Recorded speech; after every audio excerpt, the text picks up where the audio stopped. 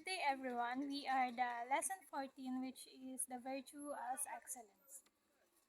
Virtue as excellence means achieving the highest purpose of human person concerns with ability to function according to reason and to perform an activity well or excellently. So, ang ibig sabihin po nito is virtuous excellence means performing excellently the virtue.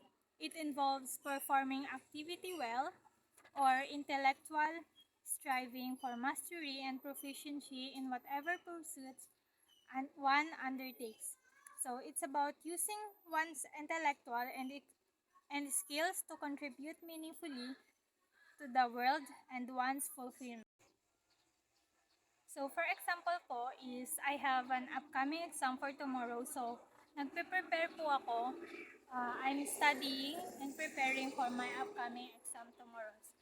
Because I know that studying lessons for my exam is a very crucial for the success or highest score. However, on the other hand, I also cared about my health. That's why naisip ko na ang excessive stress or burnout in studying all night can cause or can hinder or affect my performance. So, dito na po papasok ang virtue as excellence. So, para makamit ang virtue as excellence, I approach my studies with excellent mind.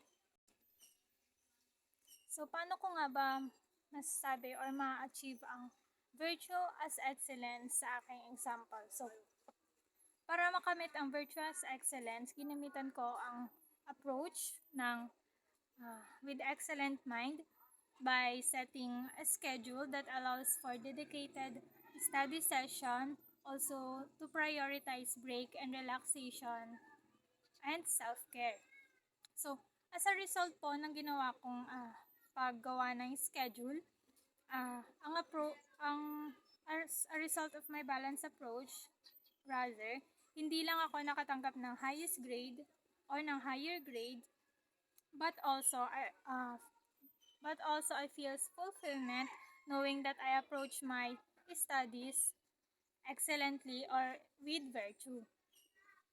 So, the excellent way of doing things is called virtue or arete.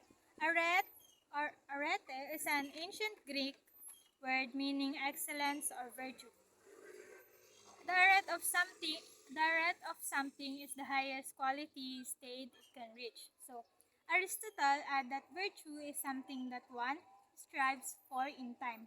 One does not become an excellent person overnight, for one swallow does not make a man blessed and happy. So, ang ibig sabihin po nun is hindi ka magiging excellent person sa isang buong araw lang. For example, gumawa ka ng isang mabuting bagay for the whole day, which is in-straight mo yun na gumawa ka ng magandang bagay, and then kinabukasan hindi mo na siya na pagpatuloy or gumawa ka na ng hindi magandang bagay. So hindi ka masasabing excellent person dahil hindi mo patuloy na ginagawa yung mabuting bagay. Ayon kay Aristotle, the soul consists of irrational and rational aspect. So, ang irrational aspect refers to emotion, intuitions, or desire that may influence moral decision-making without being based on rational reasoning. On the other hand, ang rational aspect naman po involves logic, reason, and ethical principles to make moral judgment and decisions. So, balancing these two aspects is important in ethical deliberation, as both emotional responses and reason analysis play roles in moral behavior. So, ang irrational aspect po is merong two element, which is the vegetative aspect and the appetitive aspect. Consider the example. Consider a community garden tended by volunteers. Each member of the community takes turns caring for the garden, watering the plants and ensuring they receive adequate sunlight. So, the garden thrives due to the collective effort of nurturing provided by the volunteers.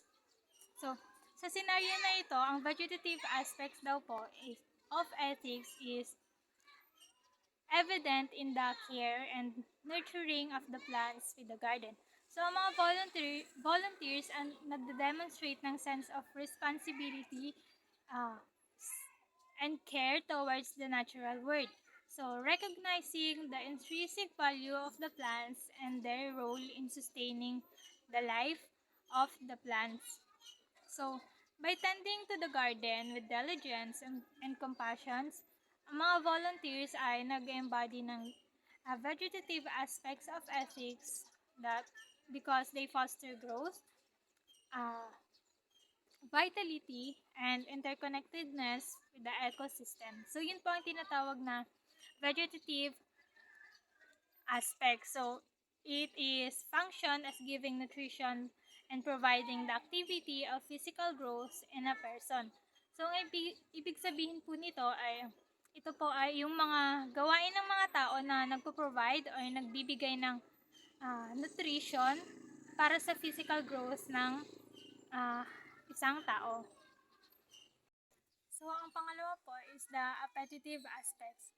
Ito po yung desire of a person that drives to their behavior. So, for example, in some ethical theories, some ethical theories may emphasize fulfilling the desires or achieving their own happiness, while others may prioritize virtue or duty over personal desire. So, for example po is I'm stuck with the decision whether to cheat sa exam na paparating para makasecure ng high score or high grade. So, ang desire ko po doon is the academic success and recognition. Pero hindi ako prepared para sa exam. So, ang appetitive aspect sa scenario na iyon ay ang desire ko for academic achievement or highest score. And yung temptation to cheat as a means to fulfill my desire, which is na magkaroon or makakuha ng highest score for the upcoming exam. So, kung naaalala nyo po, ang utilitarianism, ang appetitive aspects po is more likely to be a utilitarianism kasi kung naalala nyo po, ang utilitarianism is mas pinipili yung